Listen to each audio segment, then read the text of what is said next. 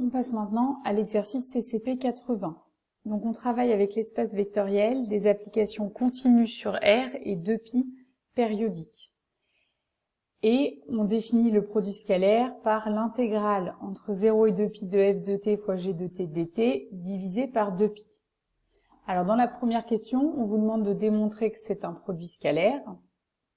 La partie dans la définition qui va poser problème, et la seule sur laquelle je vais m'attarder, c'est la définition. C'est-à-dire, on prend une fonction f appartenant à E, telle que le produit scalaire de f avec lui-même soit égal à 0. Donc on a l'intégrale entre 0 et 2π de f carré de t dt qui vaut 0. La fonction qui est sous l'intégrale, la fonction f carré, elle est positive et continue, donc, puisque son intégrale est nulle, c'est que la fonction est nulle sur 0 de π. Et là, puisque la fonction f est 2π périodique, le fait qu'elle soit nulle sur 0 de π permet de dire qu'elle est nulle partout. Et vous faites attention de ne pas oublier cette étape, là c'est indispensable. Donc c'est bien un produit scalaire. Alors deuxième question, on prend f, le sous-espace vectoriel, cette fois qui est engendré par cosinus x, cosinus 2x. Et on vous demande le projeté orthogonal de cette fonction sinus carré là, qui est bien dans E. Alors vous vous rappelez, il y a deux méthodes pour déterminer le projeté orthogonal.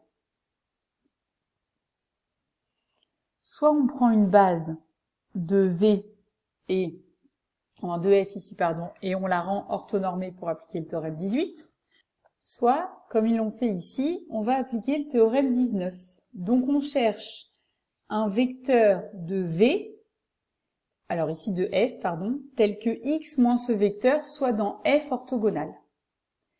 Alors f, c'est défini comme l'espace vectoriel engendré par cosinus x, cosinus 2x, donc le projeté orthogonal est une combinaison linéaire de ces deux fonctions. Et puis nous, on veut le projeté orthogonal de sinus carré. Donc on se souvient, par les formules de Trigo, qu'il existe bien un lien entre sinus carré et cosinus 2x, c'est cette formule-là. Sinus carré égale 1/2 moins 1/2 de cosinus 2x. Alors, moins 1/2 de cosinus 2x appartient à f, donc c'est un candidat possible pour le projeté orthogonal. Ce qui nous reste à vérifier, c'est que sinus carré moins le projeté orthogonal, c'est-à-dire 1/2, est un vecteur qui est dans f orthogonal. Donc un vecteur orthogonal à cosinus x et à cosinus 2x. Donc on calcule 1/2 scalaire cosinus x, et ça donne 0, et 1/2 scalaire cosinus 2x qui donne aussi 0. Donc en fait, on a réussi à écrire sinus carré comme un vecteur de f orthogonal plus un vecteur de f.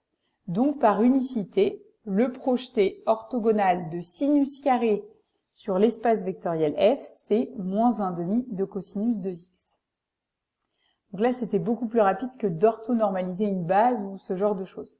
Mais c'est propre vraiment à cet exemple puisqu'on avait cette formule qui nous permettait quand même de rendre les calculs beaucoup plus rapides.